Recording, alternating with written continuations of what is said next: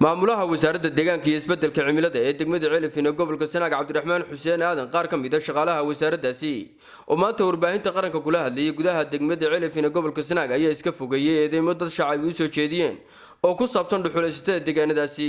maamulaha Cabdiraxmaan Xuseen Aadan waxa uu wax makama jiraan ku tilmaamay eedahaasi isagoo bulshada deegaanadaasi darweyne waayeel waxgarad aqoon-yahan iyo maamulba ugu baaqay in la iska kaashado dabargoynta geedka qoyan loona midoobo sidii meel looga soo wada jeesan lahaa dadka shidaya dhirtaasi. saaka shirkaygan jaraa'id wuxuu ku saabsan yahay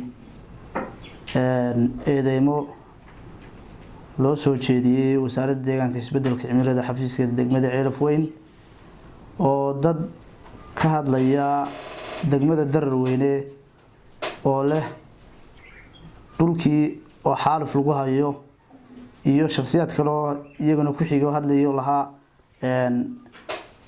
wasaaraddu iyada la shaqeysa dhuxulayaasha oo ka qaata laaluush. waxaan halkan ka cadeynaynaa inaan haba yaraato horta wax aanan ka qaadan laaluush gacanna aanan la lahayn nimanka dhuxulayaasha ah inaanan gacan la lahayn baanu halkan ka cadeynaa saaka shirkayga jaraa'id. waxaan leenahay odayga hadlay ee Benduub inamadiisa 3 baa ugu jira soolka ku jira oo cadihiin oo warkiisa aanu hayno. waxaan leeyahay xaaji horta inamadaada ka soo qabo soolka markaad gacanta ku soo dhigtid markaad wasaaradda de waxa weeye haday shaqadeeda ka soo bixi weydo markaa sheeg.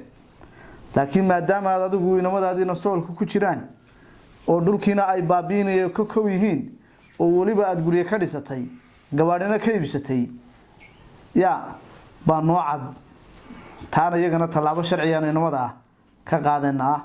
inamadaana magacyadooda way noo qoran yihiin 3duba. waxaan qaadnay bilihii ugu dambeeyay hawlgalo fara badan waanu ka qaadnay jiida soolka laymadheed haday tahay dhaniyaxye haday tahay maxay ahaydeen xamilka garabcad waanu ku soo qabanay gabaadhi dhuxul $6 oo $6 gabaadhida sifihii ay mareenna waa looga sifaha sharciga baanu marno maxkamad baanu saarnay. waxaanu leenahay war haddaan gamca wada jir wax lagu qaban inanka shaqaalaha joogana waxa ma qaban karayo annaguna waxa ma qaban karaan haddaan la wada shaqayn. tuulooyinka aan sheegay iyo soolka ku dhow degmada darweyne waayeelkeeda iyo codkarkeeda iyo cuqaasheedaba waanu naqaanaa cuqaasha nala shaqeysa waa farakotiris. waxaanu leenahay war gamcaaynu soo wada qabsano oo idinku horgala oo yiraahdo dhuxul halkan ku jira qabta waa kane markaas aan anaguna qabanayna. laakiin hadda idinku dhabarka dabadiisa gelisaan oo tiraahdo dhuumo ciidankii baa soo baxay de waxa weeye marka waxba la qaban maayo. waxaan leenahay inuu shacabka halka jooga iyo waayeelka baan ku celinaya aanu gamcaas qabsano aynu dadkaana talaabo sharci waafaqsan ka qaadno. محمد سوتة تلفزيون قرن كسمالان علفون.